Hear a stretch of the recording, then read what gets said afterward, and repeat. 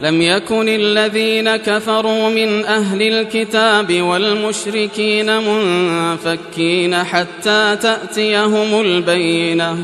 رسول من الله يتلو صحفا مطهرة فيها كتب قيمة وما تفرق الذين أوتوا الكتاب إلا من بعد ما جاءتهم البينة وما أمروا إلا ليعبدوا الله مخلصين له الدين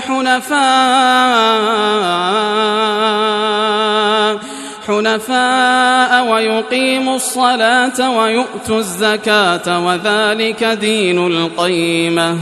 إن الذين كفروا من أهل الكتاب والمشركين في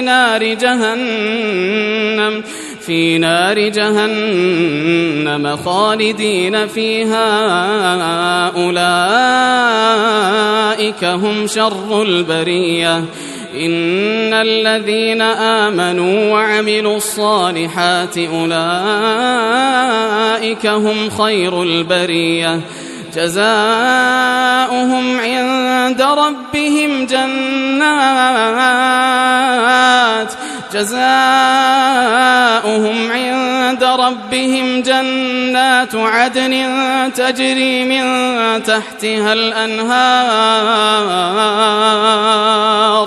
جنات عدن تجري من تحتها الأنهار خالدين فيها